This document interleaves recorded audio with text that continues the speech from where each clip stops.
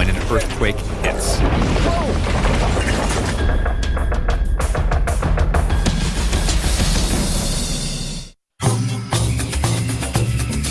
In South Africa, the world's deepest mine is blasting 40 feet deeper each day, tunneling towards a reef of new gold worth $6 billion. Almost 3 miles down, each blast risks rockfalls and earthquakes. And with the latest blast detonated just moments ago, it is essential to quickly support the new tunnel face. Once the blast is complete, the now newly exposed rock is susceptible to the nearly 13,000 feet of pressure pushing down in the tunnel. So to make sure this is safe before any more mining can happen, these guys have to re-support the roof and keep this ceiling up above us. So once you remove the rock, all the pressure from the 12,000 plus feet of earth is pushing down on our heads right now. Yeah. So the tunnel wants to collapse. That's the natural desire of the earth right now. That's a natural desire. That's what it tends to do, is to close up. So essentially, like Atlas, it's your job to sort of push back on this rock and support this open tunnel. Yes, that's basically our job, what we're doing. You look like Atlas. You're a big man. You can hold back the rock. The temperature at the face is 150 degrees Fahrenheit, and ammonia fumes from the blast fill the air. Regardless, the team has got to begin work. They do it with a grid of 33 steel rods called split sets. The split sets work like giant screws, pulling the layers of rock together. They're driven 4 feet into the rock face, each holding back 17 tons of rock, 500,000 pounds in all. And so, collaboratively, all of these 30-some-odd split sets will give us basically the roof to know that it's safe for us to keep mining. Yeah, that's what's going to happen. You got a big day. You got a big day. The team installs them with a hydraulic drill and a motorized screwdriver. All right, so to get us started, Johan, why don't you drill the first hole? I'll drill the second hole. Go for it. So the first thing that's happening right now is that Johan flips the switch and immediately water starts pouring out to cool down the rock.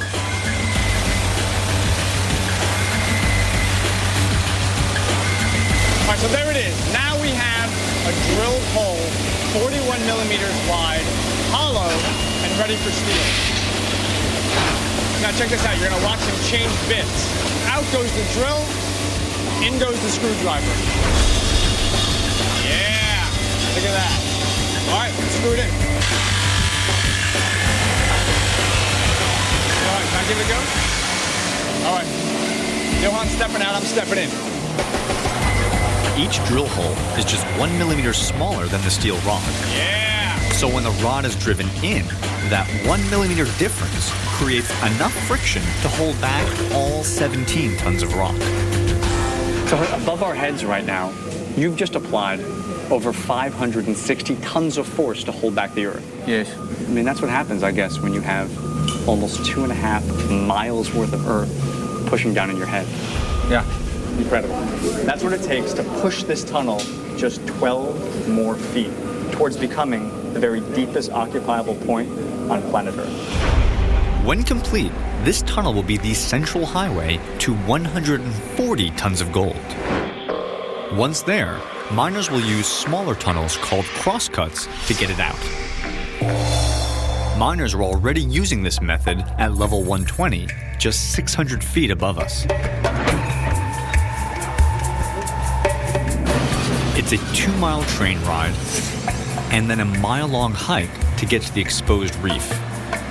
And it's here we'll be blasting for gold. I have to say, one of the most unnerving things about being on this project is you are so physically far from the shaft, the elevator, that if something goes wrong, you're very, very far from the escape hatch. The last 120 yards to the reef require a 22-degree climb. Essentially what I'm looking at feels like a mine from like 1880. We're looking at this amazing old wood ladder going all the way up this 20-degree incline. And that up there where you see the light is, that's where we're headed. That is where the gold is, up there.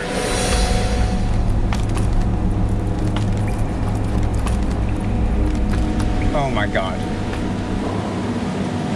It's just it's just become clear to me that where I just came from, that ridiculous ladder, that was actually just the beginning. Look where we're headed next. Oh, dear God. You've got to be kidding me. This is not what I was expecting. Is there any other way to get there other than this? No. Okay. We get prepared emotionally and luminescently. Okay. Let's go. Carry on.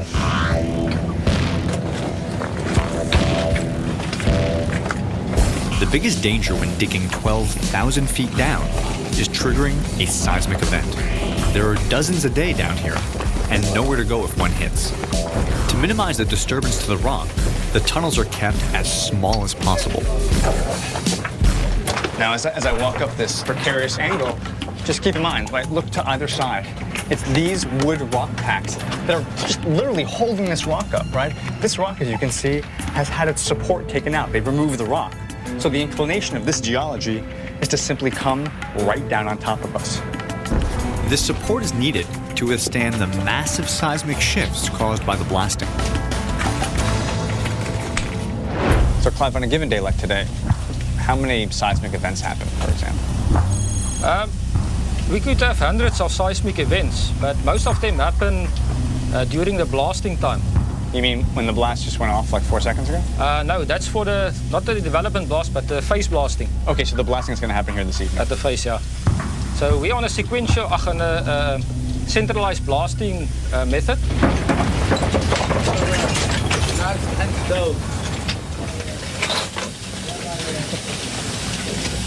Everything's cool. That's all I like.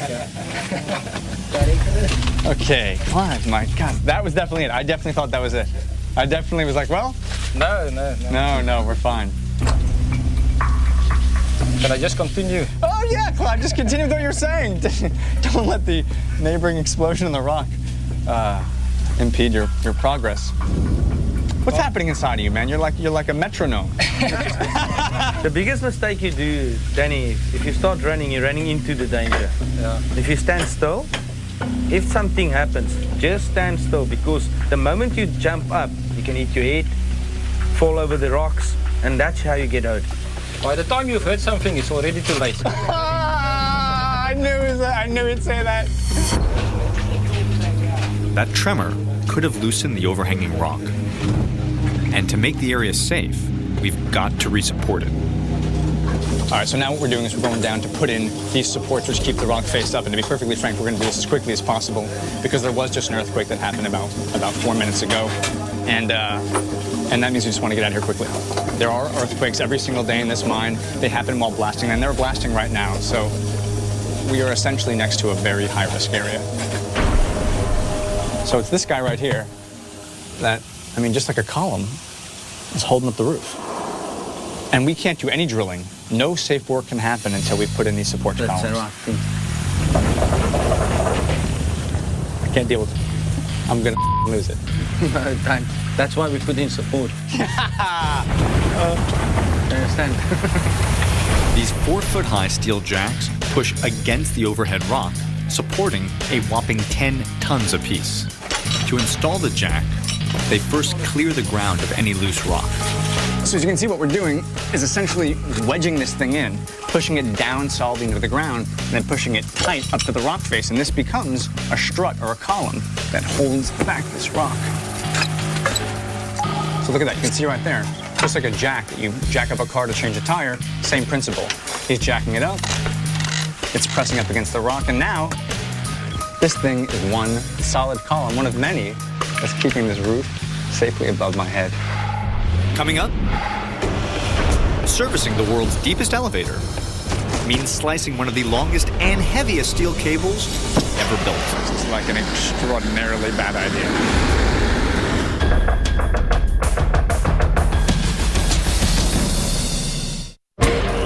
For the miners that commute 2.5 miles underground, 3 shifts a day, there's simply one way in and one way out. The elevator shaft.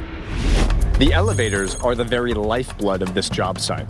They are what enable them to get 3,500 workers underground and at the same time pull above ground literally hundreds of thousands of pounds of rock. So given the extraordinary requirements on this site, these are no ordinary elevators. A typical elevator uses a weight to counterbalance the load. However, a weight for an elevator this heavy would be more than 60 tons. Instead, the mine offsets the cab with a second elevator. So when one elevator goes down, its weight pulls the other one up. Instead of having to actually pull the elevator up and actually lift its own load, you counterbalance its weight with another hoist. Yeah, with the skip that is actually descending. That's a counterbalancing effect that we have in order to improve the efficiency of your winding cycle. With 300 lifts a day, the mine's elevators travel the distance to the moon every 9 months. You have the weight of the rock, you have the weight of the hoist, you have the weight of the cable, and all of this is happening constantly on both sides, basically 24 hours a day. Yes, 24 hours a day, sometimes 7 days a week. Including the 20 tons of its own weight, the total load on this rope can be more than 70 tons. Last year, a rope at a nearby mine snapped, dropping a cab, killing 8 miners. So to prevent a similar failure, the team is performing a stress test on the elevator rope.